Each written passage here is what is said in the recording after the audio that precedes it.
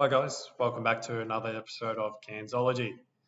Well, what a pain in the ass.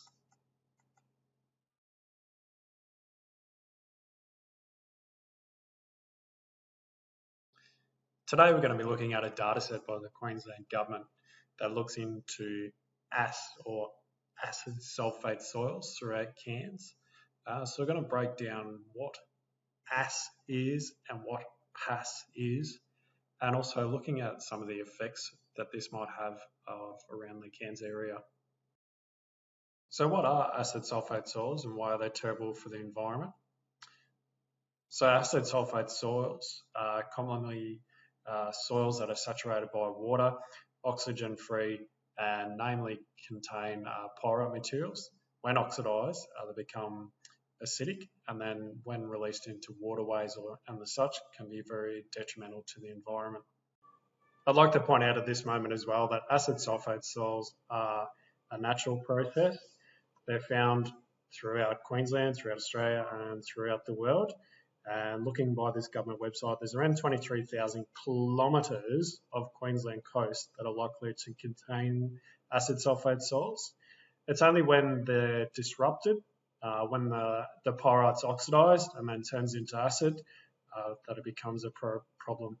This can be due to natural and man-made processes. So what do acid sulfate soils look like? Sometimes they're like a clay sort of material, sometimes blue-grey. And when they're oxidised, they can turn like into a yellow or brown or even a red colour. And they'll smell like rotten egg due to the breakdown of the pyrite. So what's the difference in between PAS, P-A-S-S, and AS, A-S-S? So PAS, for a start, is the potential acid sulfate soils. So that might mean that the soil's been identified to be the right geology, so like those clays that I spoke about earlier, and may contain that sort of low oxygen environment, especially around water tables, such as Cairns, where it's got lots of low level water tables that might contain or might turn into acid sulfate soils. So we've got to be very careful when we dig into those areas. AS, on the other hand, A-S-S, is actual acid sulfate soils. So that's where they're known areas where this material occurs. Potentially might have been mapped or triggered earlier from a previous digging, and we know that there's actual sulfate soils there.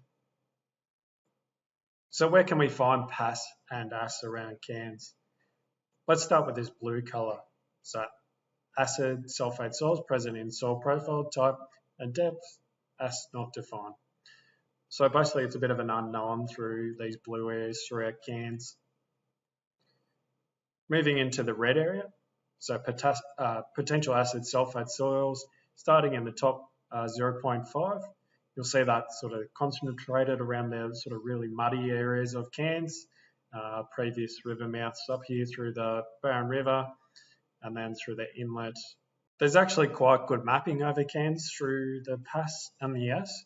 We can see the green, the purple and the orange here, so potential AS areas right through up to the northern beaches and across the other side of the inlet, all the way from different depths from 1 metre to 2 to 3, and 0.5 to 1.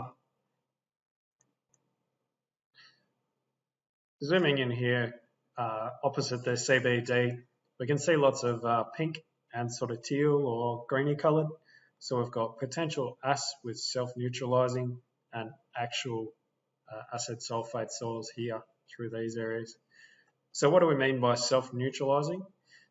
I believe that this area has been attempted to be rehabbed, reducing the amount of acid sulfate to run off into the inlet and out into Trinity Bay. So these soils can be neutralised by adding lime to bring up the pH to try and neutralise it. So what should you do if you get that rotten egg smell and you think you might have hit an acid sulfate soil that's oxidizing before your eyes? You should stop, particularly if you're in these blue areas. Get a qualified person in to actually test the soils and make sure that we don't get any runoff. Thanks again for tuning in this episode of Cairnsology. Hopefully it wasn't a pain in the ass and you've learned a little bit more about acid sulfate soils.